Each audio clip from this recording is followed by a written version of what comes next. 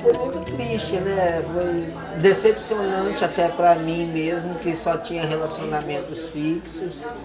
Nunca imaginaria, né, isso acontecendo. Eu nunca fui uma pessoa de sexo promíscuo, eu nunca fui, eu tenho 47 anos, eu nunca fui de ficar pela rua, noitadas, frequentar guetos, essas coisas assim. Eu sempre tive parceiros de morar tempos com ele.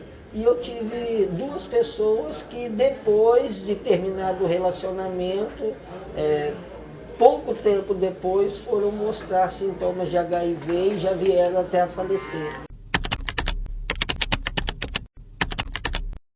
Eu acredito que hoje as pessoas elas perderam o medo em relação à doença.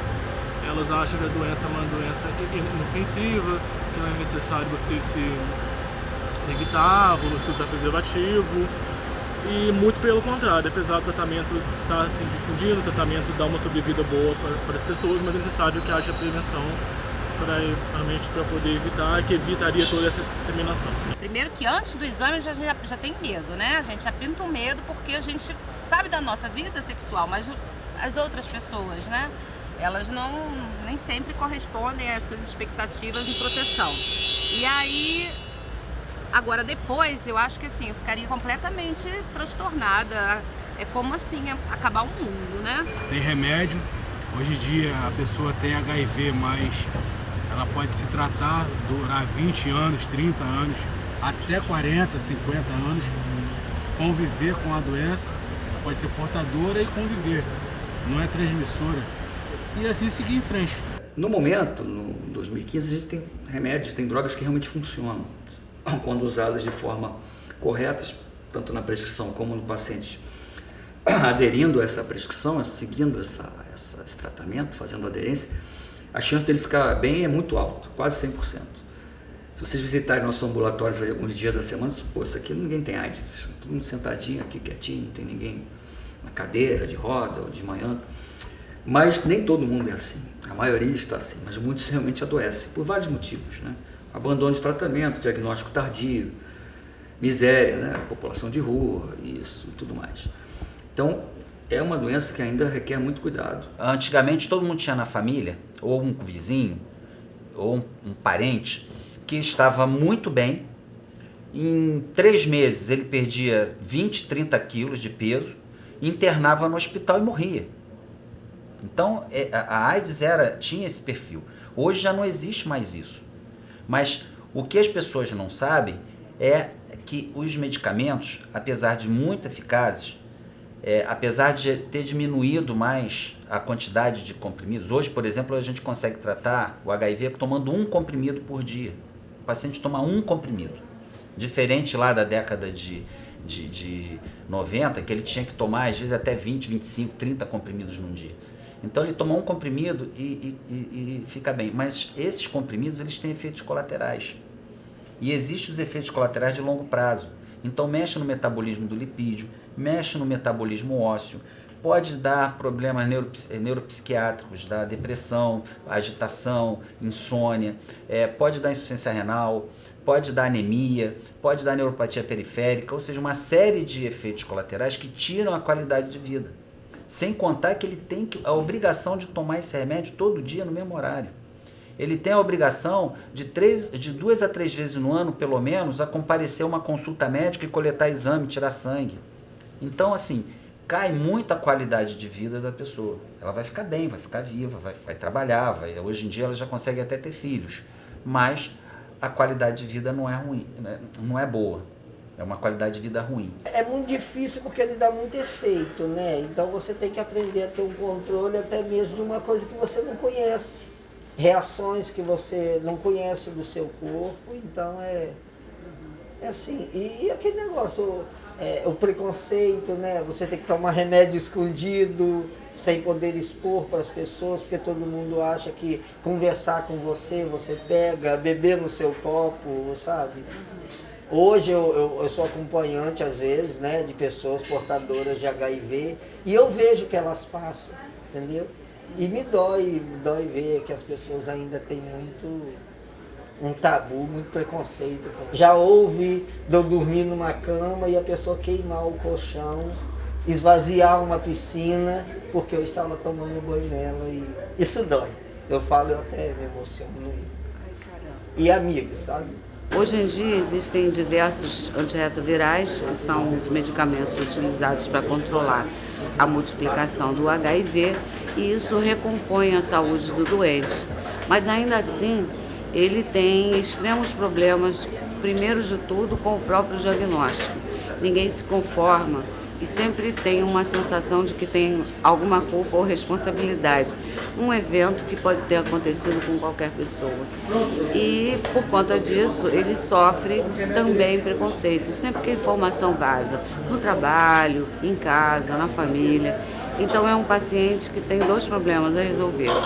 Um de saúde física e o outro de saúde mental. Antigamente a pessoa tinha chamada wasting syndrome, que é a síndrome magra. Cazuza, ele fica com a pele escurecida, o cabelo, que era às vezes mais grosso e mais enrolado, fica liso, claro. Isso não era do remédio, isso era a doença. É a própria doença. Ah, eu tomei azeite e ficou preto. Não ficou preto por causa do azeite, ficou preto por causa da doença. As pessoas escureciam. Uma glândula que existe chamada adrenal, ela era afetada pelo vírus e a cor da pele mudava. Ficava uma cor meio de árabe, do deserto, as pessoas ficavam... Então isso não foi do remédio. Quando os remédios novos surgiram, realmente aí o aspecto é outro, é chamada lipodistrofia. A pessoa fica com o rosto fino e gorda, obesa embaixo, com o rosto fino, perde as maçãs do rosto, às vezes o pescoço fica grosso demais, é chamada lipodistrofia. Aí as pessoas falam assim, tem um ditado que eles falam assim, usar camisinha, chupar bala com papel. Mas será que pensar que você pode pegar uma doença, como a AIDS, ela não deveria tirar o desejo? Mais do que a questão da camisinha? É feio falar, né? Mas a AIDS mata. Hoje mata menos, em termos de medicina individual, que a gente consegue segurar, tratar bem e tal, mas uns escapam desse controle. A AIDS mata.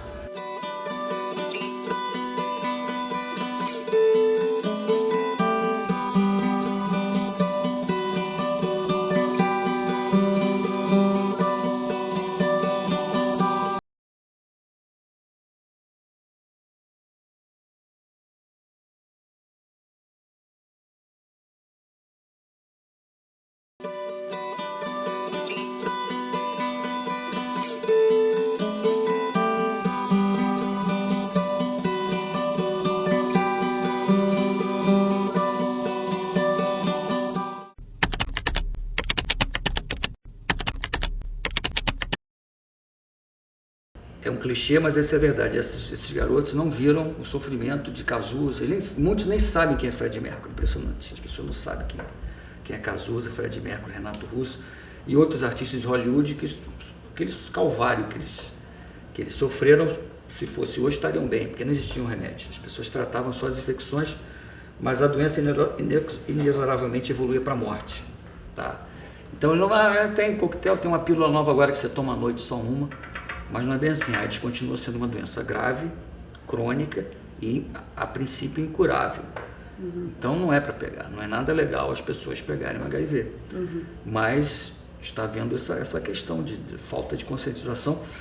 E as campanhas são muito limitadas, né? Não falta informação hoje, não falta. A questão hoje não é informação. A questão é aquela ideia ser absorvida por você e você pôr em prática. O comportamento humano não é tão simples como o de ratos. As pessoas sabem, todo mundo sabe hoje como é que se pega HIV, não é falta de informação. Tem que se conscientizar, desproteger e saber, ele sabe que não é uma doença boba, não é um resfriado, não é uma alergia, não é uma rinite. O Brasil, ele está entrando numa fase agora em que a liberdade de expressão, a liberdade de imprensa, a liberdade sexual, ela está agora numa velocidade muito grande, né? Esse liberalismo sexual. Então, as crianças de 12, 13, 14 anos, eles começam a ter hormônio. Você começa a ver a produção de testosterona, começa a ver o desejo sexual. E aí essas crianças se expõem ao HIV. Por quê? Porque elas não conseguem ter acesso ao preservativo. Você imagina uma criança de 12, 13, 14 anos, ele vai pedir preservativo para quem? Ele vai entrar na farmácia e vai comprar? ele consegue ir no posto de saúde pedir um preservativo, ele consegue chegar para o pai e falar: pai, eu vou ter relação sexual, o senhor me dá preservativo? Então eles não têm acesso aos métodos de proteção. Hoje em dia, os grupos que mais crescem são os mais jovens e os mais velhos. O número entre idosos aumentou muito. O diagnóstico é mais difícil por um motivo. Muitas das doenças relacionadas ao HIV são doenças comuns no idoso. Então, vou dar um exemplo: herpes zoster. Herpes zoster é uma doença que dá no HIV e dá no idoso. Pneumonia é uma doença que dá no HIV e dá no idoso. Infecção urinária, infecções de pele, diarreia. Então, são doenças muito semelhantes. E existe esse mito de achar que o idoso não tem relação sexual. A geração idosa hoje é a geração de Woodstock. Woodstock é 1969. É sexo, drogas e rock and roll. As pessoas transavam na lama. Então, o que está acontecendo? As pessoas fazem sexo, mas isso choca você dizer que o vovozinho e a vovozinha estão transando. Né? Então, ninguém imagina isso e ninguém vê isso. E aí, com o advento do Viagra, aprovado pela FDA em 1998, isso revolucionou, era um remédio para tratar pressão alta e o efeito colateral foi ereção. Então isso revolucionou a sexualidade, porque é um remédio extremamente eficaz, e os seus derivados. Hoje tem um que você toma e ele tem um efeito de duração de 36 horas. Você toma uma pílula, ele fica a duração de 36 horas. Existem as próteses penianas, existem ainda as reposições hormonais. E reposição hormonal não só para a mulher, mas também para o homem. Então, isso tudo fez com que aumentasse a incidência da AIDS nos idosos. Além disso, a sobrevida é maior e as pessoas estão vivendo com mais qualidade de vida. E aí o sujeito ele fala o seguinte: já me separei, ou estou viúvo, meus filhos estão criados, e ele sempre teve algum desejo sexual. E aí o que ele faz? Ele vai e realiza aquele desejo. Realizando aquele desejo, muitas das vezes ele não se protege.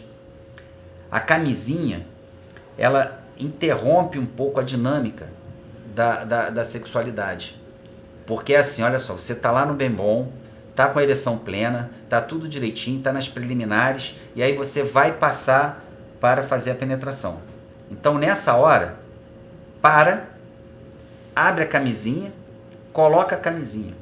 Já pensou em AIDS, já pensou em doença, já pensou em gravidez, já começou a pensar numa série de coisas. Isso interrompe a dinâmica natural da sexualidade. E aí essa interrupção da dinâmica natural no idoso faz com que haja flacidez do pênis. Principalmente se for sedentário, se for diabético, se tomar remédio para pressão alta, etc, etc. Então essa interrupção faz com que não se use camisinha. No começo da história da infecção, quando a gente começou a atender, o HIV, o AIDS era uma doença de homossexuais masculinos de classe média alta e alta. São pessoas cosmopolitas, viajavam, adquiriam vírus fora do Brasil e a população de pacientes era bem diferente. Era artista global, eram críticos de cinema, eram cineastas e por aí vai, estilistas.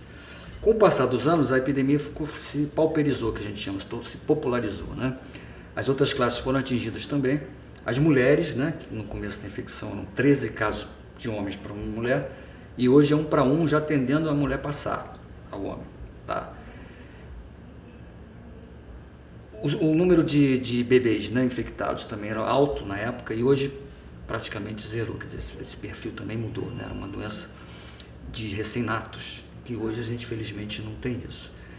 Houve uma estabilidade no meados dos anos 2000, né? A infecção mais ou menos se estabilizou, e agora, nos últimos anos, a gente tem uma nova explosão entre homossexuais masculinos muito jovens, entre 15 e 24 anos, de todas as classes sociais, mas predominando as classes C e D. Enquanto os outros grupos se mantiveram estáveis ou até caíram, principalmente os de transfusão sanguínea, poderia dizer que está semi-extinto, e de bebês, né, na mãe, seja na gravidez, no parto ou no aleitamento, nesses 3 processos que a mãe pode infectar seu bebê, está em extinção também, felizmente. Tá?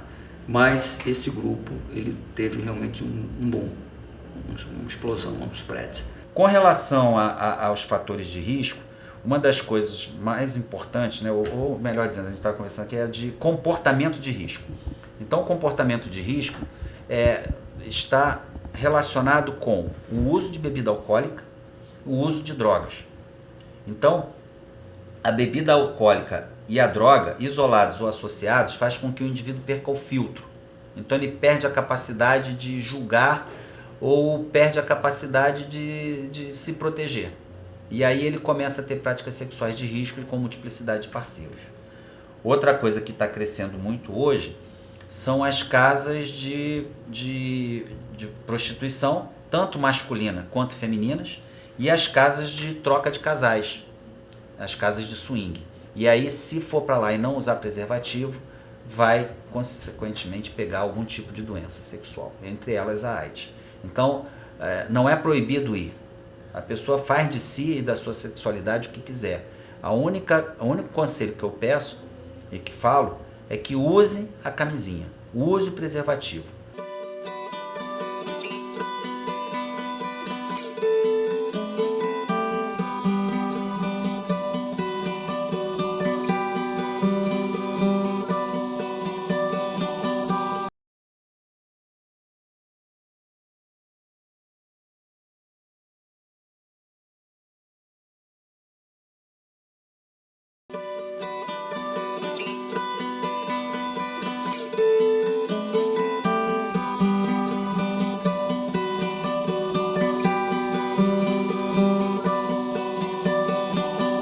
Ainda hoje, que eu tenho dúvida, que eu tenho, sim, contágio, porque nós vemos pessoas da área de saúde, dentistas e até próprios enfermeiros e tal, se contaminarem acidentalmente.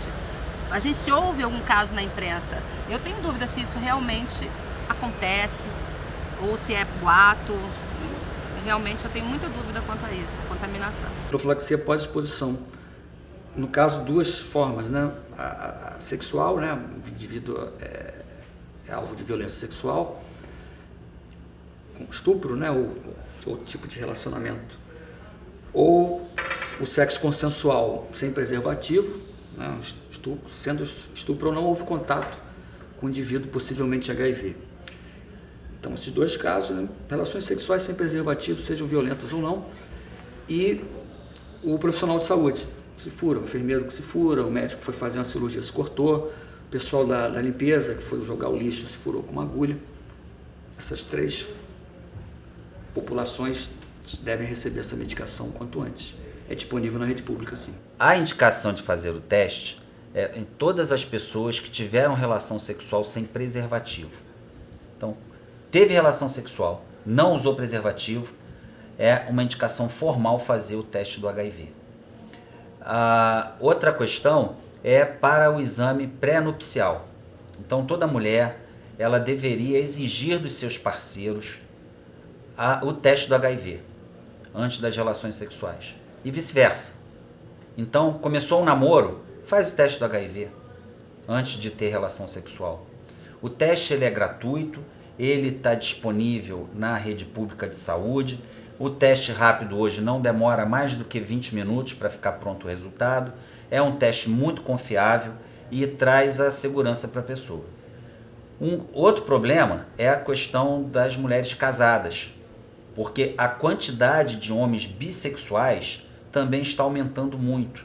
Então, e outra coisa também é a promiscuidade sexual. Quer dizer, não só o homem bissexual, mas também a mulher que tem múltiplos parceiros. Então, o resultado disso é que não usam camisinha, principalmente se houver drogas e álcool no sistema. Então, bebem, usam drogas e aí perde o filtro e começa a ter relação sexual de risco. E aí acabam se contaminando. O CTA ele utiliza o teste rápido, tanto para a detecção do HIV, como também trabalhamos com a detecção da sífilis e das hepatites virais B e C. Hoje o teste rápido tem a mesma confiabilidade do exame laboratorial. Existe uma perspectiva do teste de HIV ser vendido na farmácia, mas no momento ainda não está sendo vendido. Mas ele pode ser realizado em qualquer unidade de saúde, unidade básica de saúde ou nos CTAs do Rio de Janeiro. Gratuitamente e sem a necessidade de passar por um médico para solicitar o exame. Na verdade, o teste de HIV ou das hepatites virais e da sífilis, ele é composto de 3 momentos. Um momento pré-teste, que a gente chama de aconselhamento pré-teste, onde a gente explica para a pessoa o que é o teste, como é, o que ela vai fazer, como é feito o teste, explica das possibilidades, ela passa a realizar o teste e após disso ela vem para um momento pós-teste, a gente chama de aconselhamento pós-teste, onde a gente entrega esse resultado. O maior desafio, na verdade, para o nosso centro de testagem é dar um resultado reativo para uma pessoa que não espera esse diagnóstico. Isso é bastante difícil, mas nós somos treinados para isso, somos treinados em aconselhamento para fazer esse tipo de abordagem e fazer com que a pessoa possa sair dali tranquila e bem encaminhada e que ela saia dali já orientada com a conduta que ela vai ter que tomar dali para frente. A gestante é obrigatório fazer o teste do HIV no pré-natal. Então elas fazem, mas é feito no início e tem que fazer também no final da gestação, porque às vezes elas se contaminam durante a gravidez.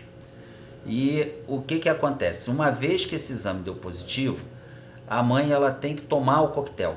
Então ela toma os medicamentos durante a gestação, ela depois vai sofrer uma cesariana, ela vai sofrer o parto transvaginal, pode acontecer se a carga viral estiver baixa e houver condições para que haja o parto transvaginal normal. Essa mãe não vai poder amamentar, é proibido a amamentação, a mãe, senão passa pelo leite o vírus. E essa mãe vai ter que dar um xaropinho de AZT e Bactrim para essa criança, até 6 semanas de vida. Então, você tomando essas medidas, o Brasil teve um impacto violentíssimo na redução da transmissão da AIDS pediátrica. A AIDS pediátrica ela é muito grave, porque a criança tem um órgão chamado timo, onde esses linfócitos estão se formando. E é um órgão muito ativo. Então o HIV destrói o timo. Destruindo o timo, essa criança não tem imunidade. Então ela bebê já fica doente e morre. Diferente do adulto, que pode levar até 20 anos para manifestar a doença, o bebezinho não. O bebê já começa a ficar doente. Com 6 meses de vida ele já tem pneumonia, diarreia, infecção de pele. Então é muito triste um quadro de AIDS no bebê. E ele já tem que tomar antirretroviral desde bebê. Então o trabalho que o país fez, isso aí é louvável, fez com que no ano passado nascesse apenas 500 crianças com HIV num universo de 200 milhões de pessoas. E num universo onde se acredita que a gente tenha cerca de 800 a 900 mil pacientes com HIV. Então isso é um sucesso muito grande do governo brasileiro, do programa de AIDS. Houve essa redução significativa da AIDS pediátrica. Agora, por que às vezes nascem essas crianças? Porque a mãe não fez o pré-natal. A mãe não acompanhou, não procurou o médico e não fez o tratamento adequado. Um paciente que recebe um resultado reagente, na maioria das vezes ele fica muito assustado realmente, com muito medo, e o pensamento dele é sempre, eu vou morrer. E a gente aí tem que explicar para ele que não é assim, que ele tem, que já existem medicamentos e que os medicamentos são eficientes e que a sobrevida é grande, desde que ele cumpra o tratamento. Meu negócio é conseguir resolver minha vida, estabilizar, né, minha vida financeira e continuar na luta e seguir em frente, porque eu aprendi a me amar muito mais.